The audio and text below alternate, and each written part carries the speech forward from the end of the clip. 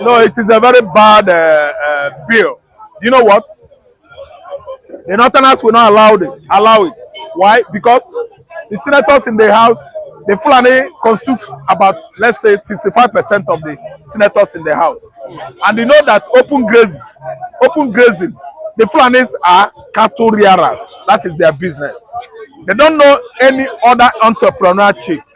What they know is move from one place to another with goats, cows, and the rest of the livestock.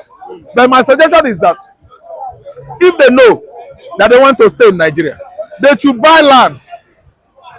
Any man that rent shop in Lagos pays for the shop. Any man that build a company in Lagos State, the first thing he consider is land, buying land. After land, erection of what? Structure on the land, and what? Production starts. So if you want to rear a cattle, you buy a land of at least 500 area square meter. Are you listening to me? You can keep 500 or 100 cows there. You go out, you buy hay or dry grasses, you come back. You feed your animals there. It is your business. But a situation whereby you move your livestock from Kaduna to Kanu, grazing on people's land is illegal. I'm talking about land though. It is illegal to graze. Overgraze the land will cause the bush follows or the food nutrients on the soil to spoil. Overgrazing the land is part of erosion. Within erosion is not only when the water flood eroded the land and remove all the nutrients from the soil. No, you have erosion by air. You have erosion as a result of overgrazing. When you overgraze the land cannot yield forth fruit anymore. And listen to me, because of the foot match, the matching of the cows on the soil kills most of the soil nutrients. You know that? Then we are talking about grazing farmlands. In recent times, we've seen a situation whereby cows are grazing on corn plantation. Corn farm. A farm planted at least 80% corn with cassava. Fulani man allow his animal to be grazing. Oh my God. It is on social media. The whole world is watching now. It is a man worst inhumanity, animosity against fellow man. How could you have allowed your cow to be feeding on people's farmland, grazing on corn, and the cassava plantation is wrong?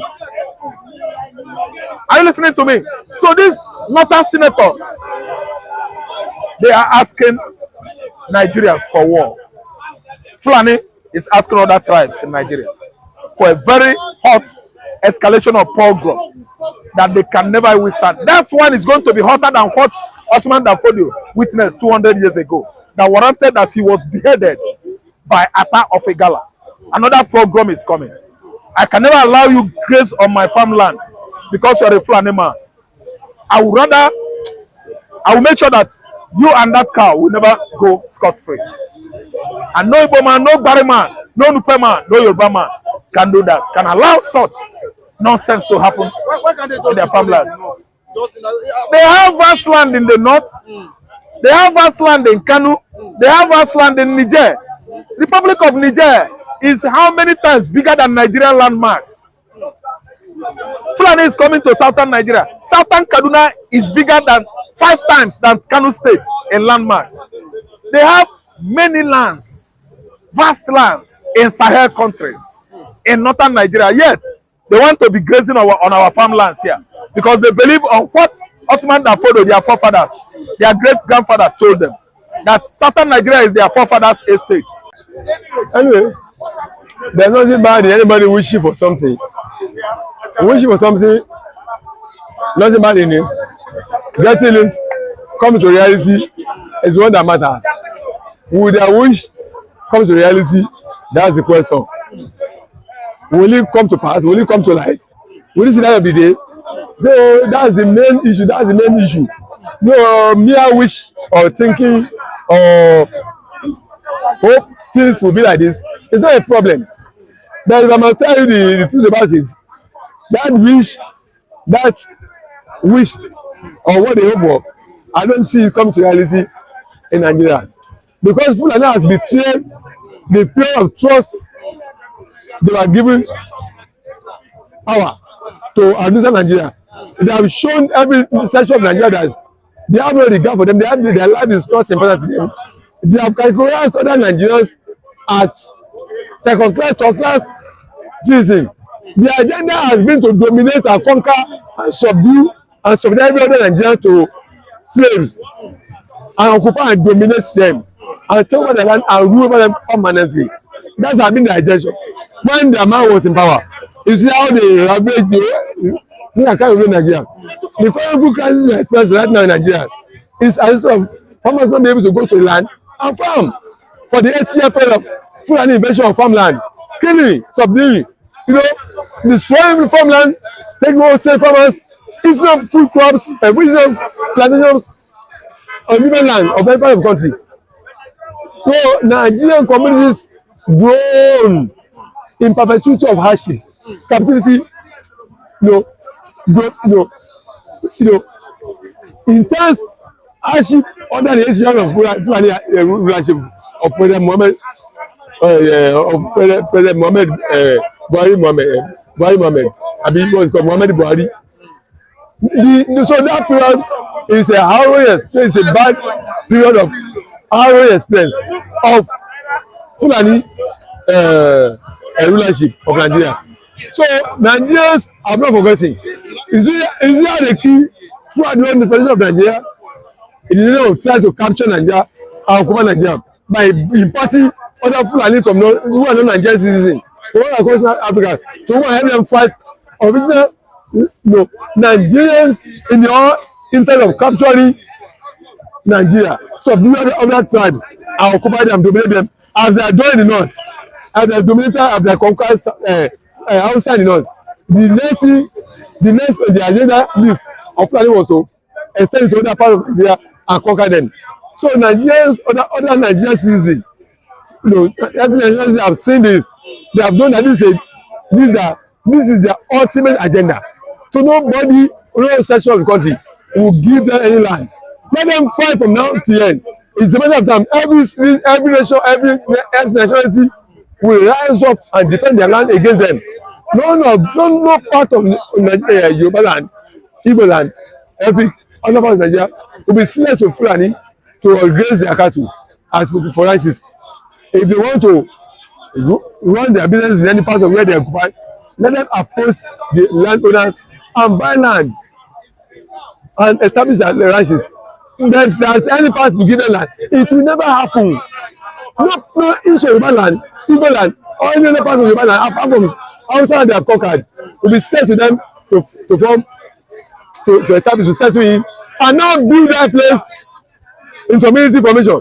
The master plan is that anywhere they occupy, anywhere they are given to, that place will be turned to a military barracks, a military formation, whereby they will be able to launch an attack on the rest of the whole community and take over the land. The idea of getting a land to form ranches is not the truth. It's a place it's a place they want to occupy, settle down to, and turn to military formation, military establishments, whereby they will be able to stockpile, arm, and launch attack to other areas of the community where they are hosted. So the idea of giving them land every part of the state will not happen. It will not come to pass. The real agenda of them is to conquer the rest part of the country and subdue them under their slavery.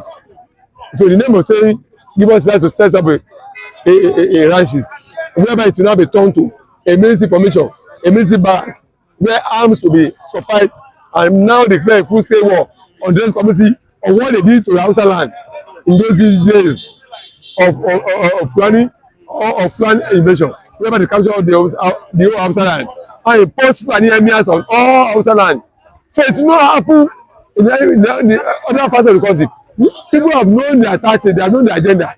They know it's a colonization agenda to capture Nigeria, to subdue Nigeria, so it will never happen. That's my comment on that. It will succeed, it will happen. I think that's the issue of writing AGF. It shouldn't come up. Ask me why. Now the kind of case has gone beyond that.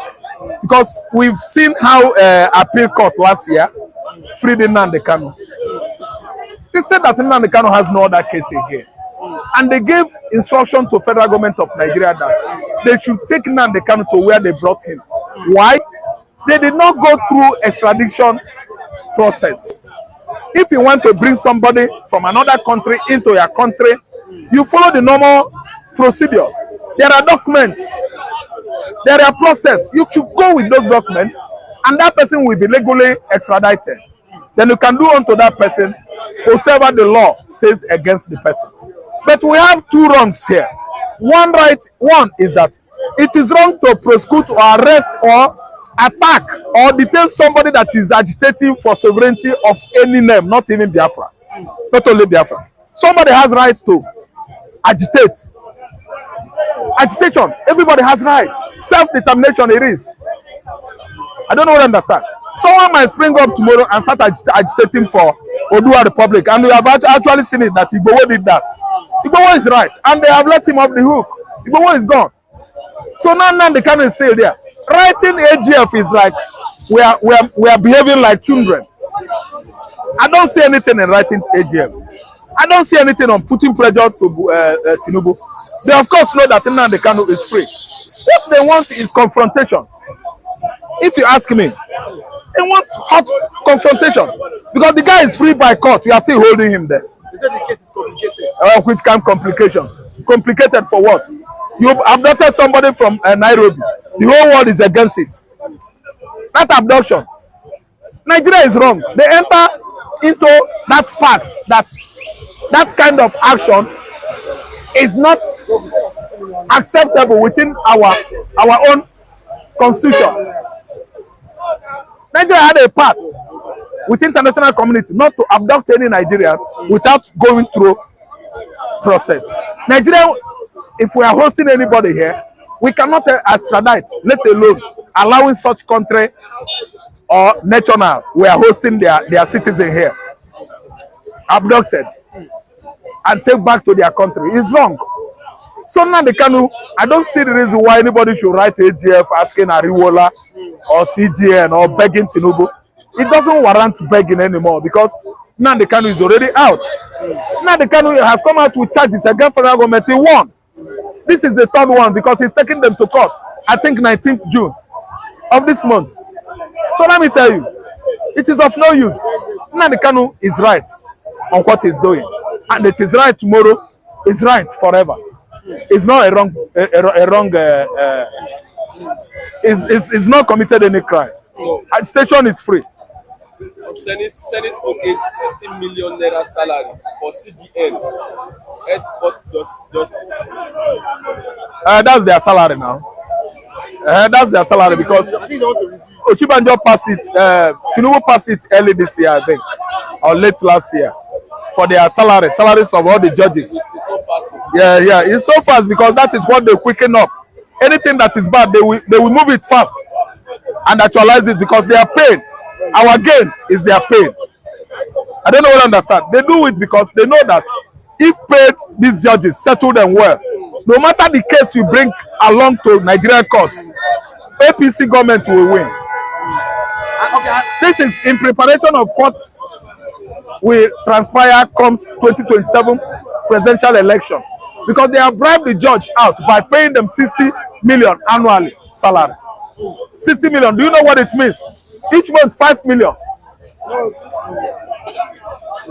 It's 5 million. 60 divided by 12. That is 5. So you see it. So now they have bribed the court. So if 2027 comes, any election, they can bribe the court and hijack somebody's mandate. Tinubu is preparing to stay there again 2027 because he knows that no Nigeria is going to vote for him. But I'm telling him, finish this tenure first before you start fighting for 2027. You can only know today because you have money, you know how to play political wayo, but you don't know tomorrow. It is only God that can tell what is going to happen tomorrow.